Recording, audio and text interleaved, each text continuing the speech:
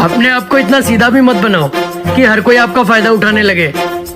स्वातियानो कोई नहीं नफरत के सानिश्ता न मोहब्बत के सानी। अस्सलाम वालेकुम ग्रानी मिनवाल से फैजान गुलिस्तानी और जुलबिया हाजिर म दोस्तانو زما چې کوم نن ټاپک د تاسو په سکرین باندې د ورکوټ شانتي کلیپ د نیلم ګل د خور ریشم ګل هغه صحیح کړو. نو دوستانو دا دوه چې دینو یو ځای شوی دي د چې کوم پلانینګ د ډیر غټ منصوبه بندي جوړه کړې ده او چا د پاره جوړه کړې ده هغه به زه تاسو په دې ویډیو کې شیر کوم.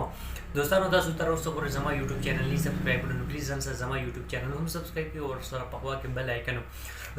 دوستانو خبره دا سي ده نیلم ګل او ریشم ګل چې دینو دا دوه خويندې دي د یو ډیر کلکه منصوبه بندي جوړه کړې ده او چا د پاره جوړه کړې ده فاطمه ګل د پاره جوړه کړې ده. فاطمه ګل چې دینو ان شاء الله ډیر زر بچ دینو ته دی په دې جال کې به راضي گیر کیږي به او بیا هغه نه پس تاسو د فاطمه ګل هغه حالات په مو ګوري څنګه چې دینو دا چغه وਹੀ نو دا صبح چې جال په دې باندې لړ کې اګ شان نه هغه شان د سجال مال ولا نه دي تیار کړي جال داسې یو پلانینګ دی جوړ کړی دی دا پلانینګ مطابق بچې دنو فاطمه ګل سره وکړ کیږي. نو فاطمه ګل نه بسدا سه غلطي کیږي یا سچ دنو صدا سه خبره وکيږي نو هغه خبره چې دنو نیلم ګل د بار وا د فاطمه ګل هغه کمزوري وا شی نیلم ګل ته بینیفیټ ورسي. نو ګوري دوستانو تاسو ته هم پته ولګي نن دیو کا سبا دیو کا بلو راز دی د فاطمه ګل او د مراد چې دینو ترمنځ به جګړه راځي او دی وخت چې کوم پلانینګ دی د لپاره جوړ شوی دی نو ډېر کلک پلانینګ والا جوړ کړی دی. نو تاسو به کتلی په سوشل میډیا باندې ما مختلف ویډیو جوړ کړی او ما هغه کې دا خبره کړې و مریم او فاطمه ګل دی یو ځای شوی دی.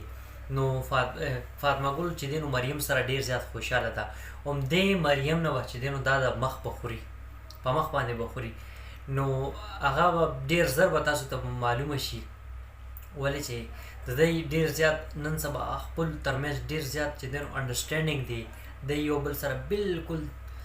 دا خبره داسې دا کار داسې شپه د ورځ د نو ورځ د دې ورځ ته چې دینو شپه وي او شپې ته ورځ وي ولې داسې چې دینو ډیر زیات کلوز شوي دي یو بل سره. نو دوستانو تاسو به ګورئ ان شاء الله ډیر زر چې دینو د دې ترمنځ به جګړه راځي او جګړه په کوم خبره باندې راځي نو هغه په پندینګ باندې دا ولې چې دی وخت زه تاسو ته نشم ویلي دا د دې دراز خبرې دي. نو ماته چې معلومات ملو شوي دي د هغې مطابق چې دینو نیلم ګل ډیر زیات هوښیاره ده اول به غلطیانې به کولې بې وقوفي به کولې چې هر یو خبره په سوشل میډیا باندې به خپروله. نو نن سبا چې دینو سوشل میډیا نه بیخي سیټ شوې ده او د فاطمه ګل په متعلق په سوشل میډیا باندې داسې څه بیان نه ورکوي. نو دوستانو تاسو ته به ډیر زر پته ولګي دا معلوماتي ویډیو ما خپل دوستانو سره شیر کوم. نو